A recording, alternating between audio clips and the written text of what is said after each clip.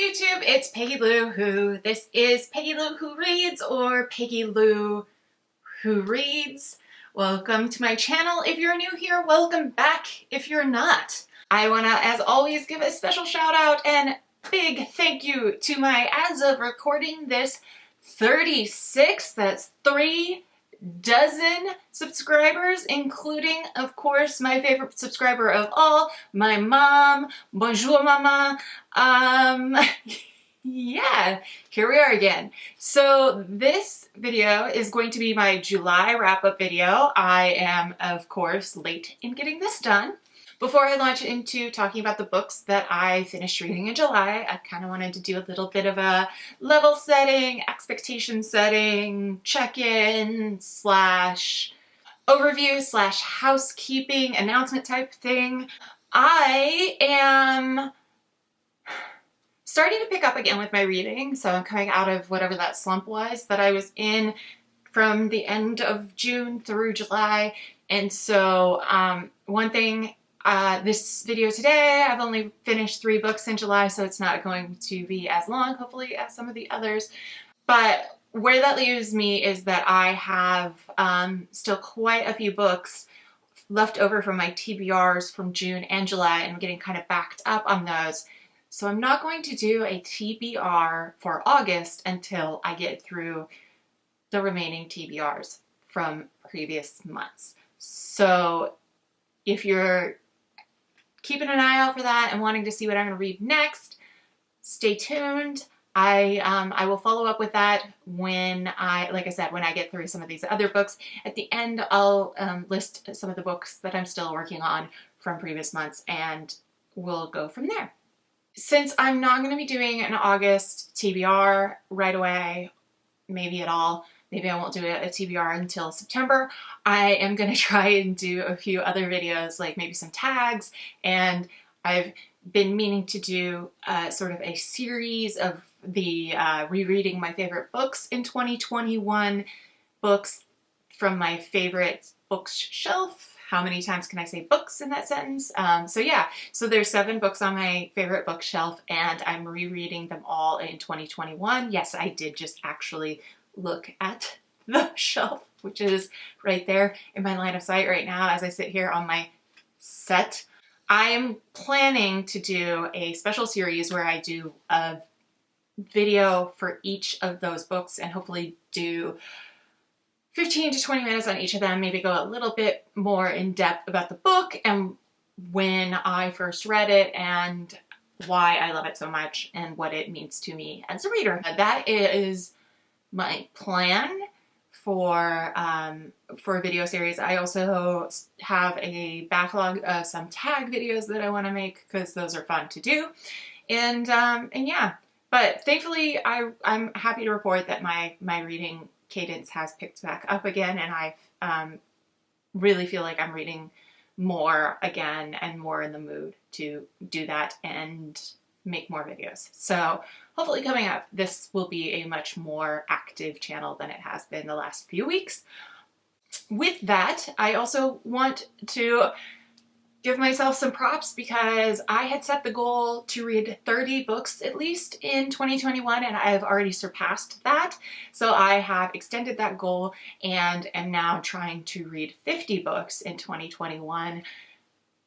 Whee! If you want to follow along with my progress as far as how many books I've read, you can do that on Goodreads. And so that is going to lead me to this next part of the video where I tell you all again. There will be links in the description below where you can follow me on Goodreads, on Instagram. As always, there is the link to my Book of the Month referral. If you have been thinking about signing up for Book of the Month, if you use my link, you can get your first month for just $9.99, and I will get credits that I can use towards future months for myself, and I would greatly appreciate it. I am not sponsored by Book of the Month, but I enjoy the Book of the Month service, and one of the other videos that I want to do this month is a sort of a Book of the Month haul video. So if you're not an avid YouTuber, as some of us are not, haul videos are a very common thing on YouTube where people just basically show you a bunch of stuff that they bought. And BookTube is no different. People will show all the books that they've bought in the most recent period. And I think they're kind of fun, but also very weird and goofy. It's just, who would have thought that what we wanted to do was sit in front of our computers or TVs or screens and watch people show us what they bought, stuff that they bought. So I was thinking about doing a book of the month haul video where I just show all of the books of the month that I've gotten so far this year. So I may do that, keep an eye on. So those are the announcements and the housekeeping. Like I said, this is my July wrap up, even though I am recording this on August 8th.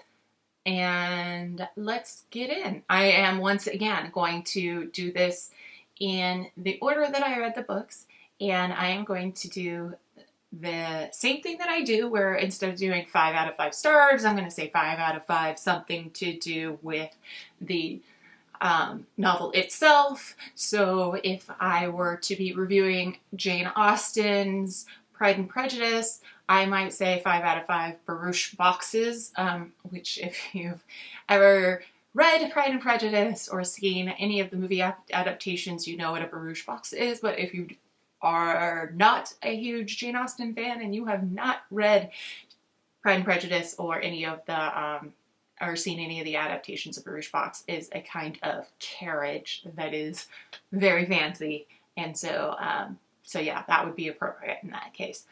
So I think I just completely over-explained that, but here we go.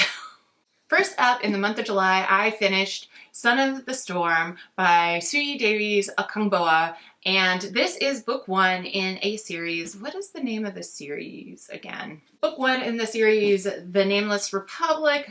It is set in a fantasy land where there is a main city that is where our hero, main character, Danso, lives, and he is of the upper class. However, there is kind of something about him that makes him a little bit of an outsider, in that his mother was an outsider, and he's never really known her, but she was fairer skinned, and so he's a little bit lighter skinned than the complexion standard for the caste system within this city. This city is sort of like the center and capital of the land, and but then there's protectorates outside of the city, and then there is an area that is outside of the influence of the city, but that they do have trade with. And it's a very rigid caste system, so there are folks that are servants within the city that are immigrants from outside of the area of the city, and then there are tiers going up to the highest class. And he is the student at the university that is learning to be sort of a historian bard.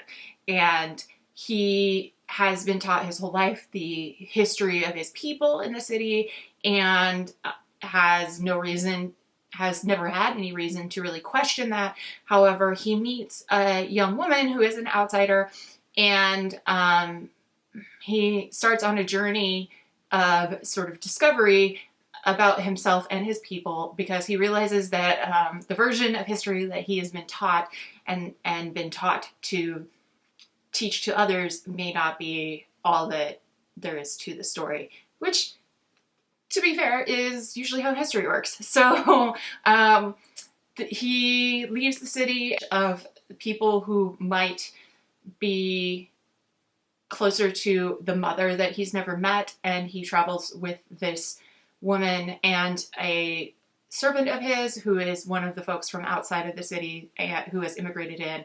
And that's the basic gist of the book. There is magic in this book. There is obviously world building. It is a book with a map, and you all know that I love books with maps. Or if you are new here, you do not know that I love books with maps, but now you do. One thing that I will say about this map, I'm sorry, I'm slightly distracted because I want to show the map. One thing I will say about this map is a very good map of this world building, or the world that's built in this novel where this all takes place.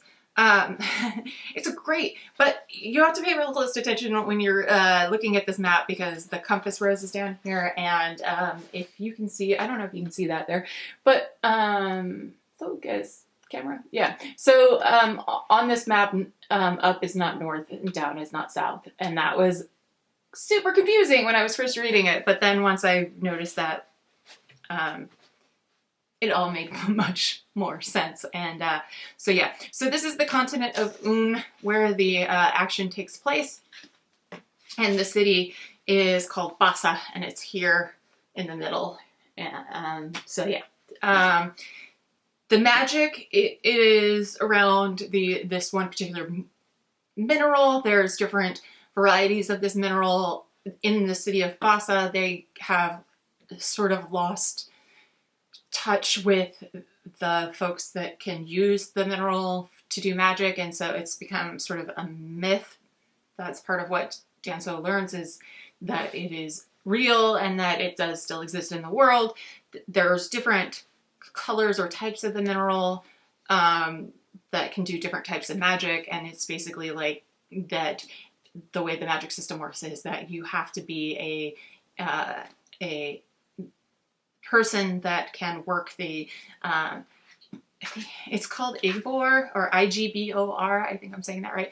So you have to be a person that knows how to work the Igbor, and some of it has to do with your makeup, or they're not really specific about like how that works, but like different types of Igbor work for different people, and some people cannot work the Igbor at all, or can only work a specific type.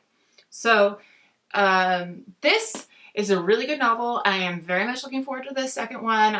I'm gonna stick with this series, and I would give this book 4 out of 5. 4 out of 5 dead bats. And I'm not going to spoil it. I'm just going to let you, if you want to check this book out, find that out for yourself. Yeah. So 4 out of 5 dead bats. Because I'm kind of goth. And I love bats. Even the dead ones. So the next book that I read last month was Mexican Gothic by Silvia Moreno-Garcia, which I took out from my library as an audiobook on the Libby app. And so I'm going to put a picture here of the cover of it.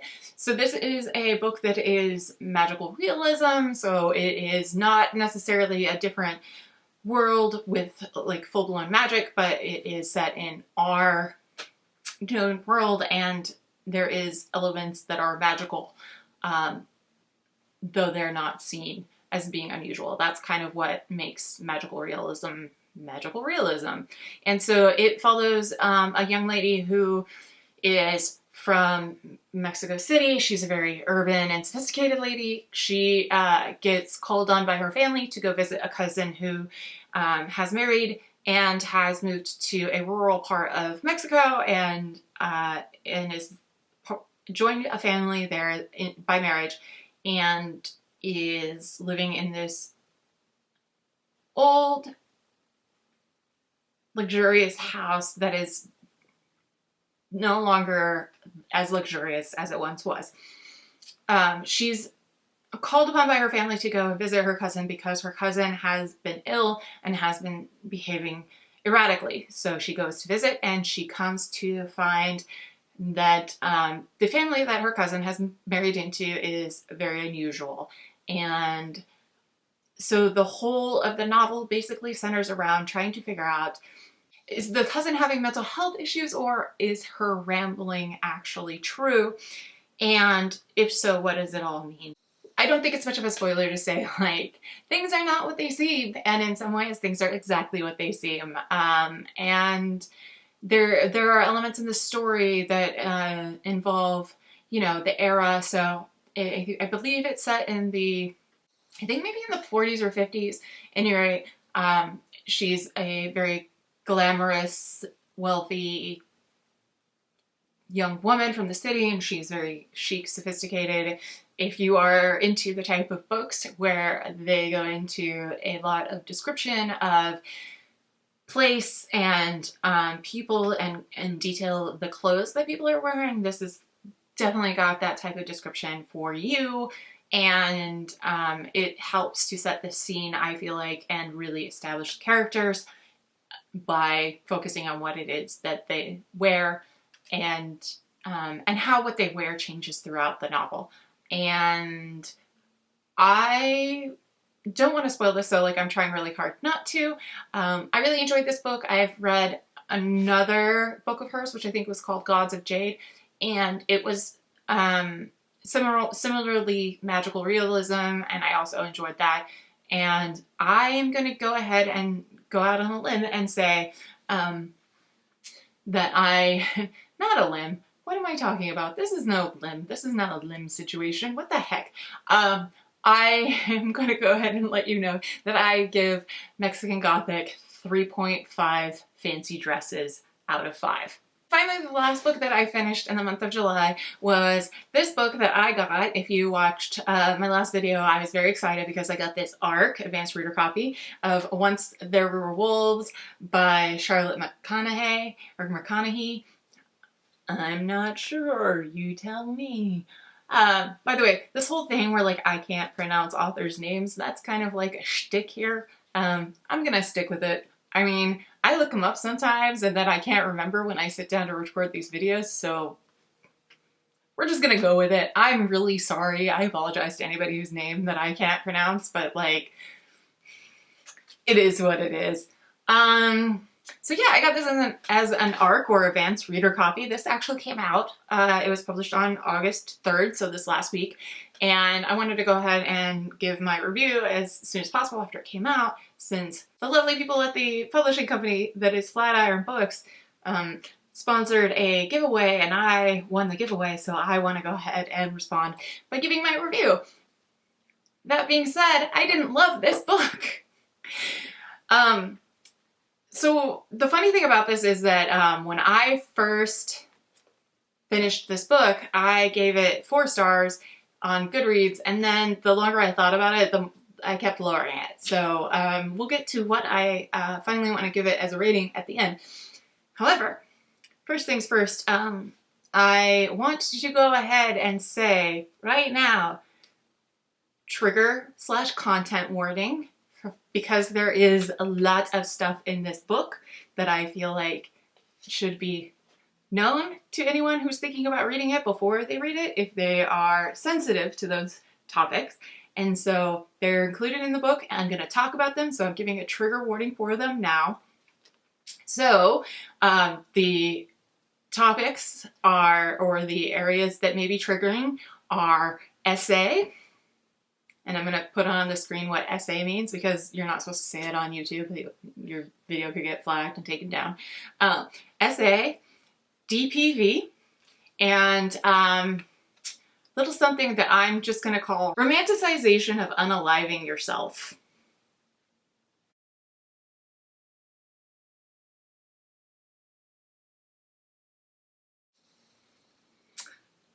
So I'm going to put a timestamp up on the screen right now, and that is going to be where you can skip to if you don't want to hear me talk about those topics. And if you're not interested in books that include those topics, don't read this book. Just don't do it. So this book is centered around a woman named Inti. Inti is a biologist who studies wolves, and she's part of a project to reintroduce wolves to the wild of the Highlands of Scotland. Inti is from Alaska, but she's also Australian. So that was kind of confusing to me, but as it works out in the novel, her and her twin sister, their mom is Australian and their dad is from Alaska, and so they go back and forth between the two places as they're growing up. But eventually they land in Scotland, and Inti is working with a group of other naturalists and environmentalists and biologists to reintroduce wolves to the Highlands of Scotland. Wolves had been extinct in Scotland for some time because they were hunted to extinction by the Scottish people, who believed that they were not good for the land and that they were threatening, and because they wanted to raise livestock and have farms. And so she is part of an effort to reintroduce these wolves to the wild, and brings a small group of wolves that are broken up into several packs and released into the wild. And this is controversial in the area. There are lots of farmers who are worried about their sheep and their livestock, and so Inti spends a lot of the novel sort of at odds with people in the town nearby where they are releasing the wolves, and worrying about the wolves and whether or not the locals will hunt them. So that's the basis of the plot. And also the two sisters, Inti and her twin sister, whose name is Aggie. It's alluded to in the blurb I read before I read the book, and before I signed up for the giveaway, that Inti and Aggie are running away from something in their past. So that sort of alludes to the fact that there might be some SA or DPV. But you know, there's always a vast difference between the fact that there might be allusion to the fact to some of that might have happened and detailed descriptions of it. There is also some other DPV that is in the plot that is not centered around Inti and Aggie. So there is another character who's introduced who is being DPV'd by her spouse, and then there is another character who is the childhood survivor of DPV. And then there is the SA that, as it turns out, Aggie is the survivor of the SA, and Inti was a witness to. That is a huge spoiler, but it's not, because it's alluded to, like, in the very beginning of the book, that something bad happened. What is the spoiler, and the reason why I feel like there should be trigger warning on this book, is because it is very graphically described in the book exactly what happened to Aggie and what Inti saw and how she experienced it. And so that, if you have problems with that type of content, again, don't read this book. It's not for you. I saw that this is now one of the selections for August for Book of the Month. Obviously, I didn't choose this for my August Book of the Month because I've already got it and I've already read it. But I will say that they did have a trigger warning on the Book of the Month Club site for the DA and the DPV, or for the SA and the DPV. They did not, on the Book of the Month website, mention the romanticization of unaliving yourself.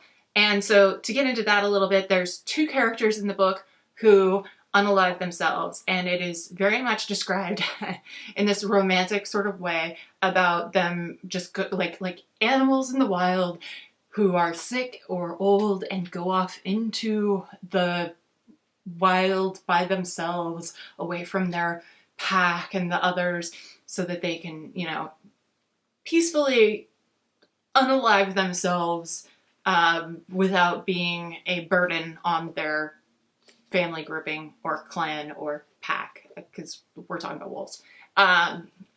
And yeah, that's gross. It's just gross. I don't appreciate it. Yeah, I don't appreciate it.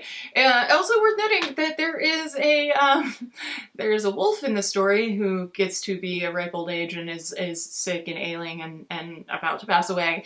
And the wolf does the exact opposite and has the exact opposite experience, where the rest of the wolf's packs gather around it and lay with it while it, you know, passes on into being unalive, and but is surrounded by the members of her pack, all cuddling with her and keeping her warm in her last moments. So That's interesting. I'm not really sure what that means, to be honest. So yeah, so that is the trigger warning type stuff from the novel. Some of the other things, so there's a romance that I have mixed feelings about in the book. I mean, it's highly unrealistic, but there's nothing egregious about it. And then there is an interesting sort of thing about the book is that the characters aren't really well described. So, like I was saying about Mexican Gothic, where she went into great detail describing each of the characters and their clothes and whatnot. That doesn't really happen in this novel. In fact, I think one of the only things that I remember reading that was a description of the two identical twin sisters in T and Aggie was that they are blonde. But yeah, I have no sense from reading this book what these characters looked like. I guess that means that you can like sort of choose your own adventure about it and just decide for yourself what they look like. But yeah, there's no real description of their appearance. But there's a lot of description of what the wolves look like. So that was interesting. And like I said, I liked the part about the wolves. I liked the part about the wolves, how they were integrating into the countryside and how they were forming packs and how they were bonding with each other. And all of that part of it, I really, really liked. Oh, the mystery. I forgot to mention the mystery part. All right, so then, of course, there's a mystery in this. It's sort of like who killed the one fella. And I felt like the mystery in and of itself was decent. I didn't figure out who did it. Well, I did figure out who did it slightly before the characters, but I didn't figure it out egregiously soon in the book before it was evident to anyone else, to the point where it was like not enjoyable because I already had figured it out. So that was good, but I will say that the murder mystery does involve some stigmatization of mental health issues. So can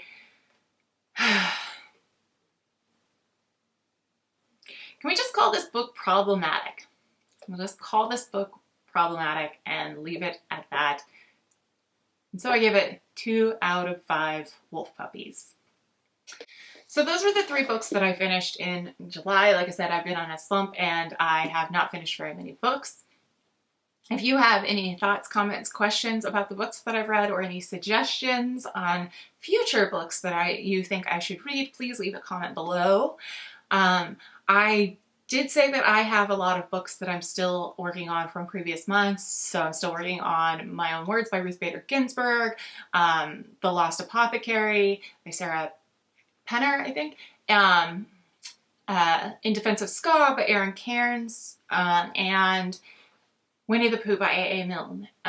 So those 4 books, and like I said, once I have gotten through those books or gotten closer to being done with those books, then I'll do my next TBR, whether that's still in August or whether that ends up being in September. I did get a comment where somebody said, after seeing my selection of horror books that I've been hoarding for Halloween, October, that they want me to do the horror books sooner. And honestly, that is the second time that somebody has called out that they want me to read horror books and talk about them. So I might bump that up and start that in September as opposed to waiting until October. But first I gotta get through some of what I've already started or already committed to, so that way I feel ready. Yeah. Ready is a good word.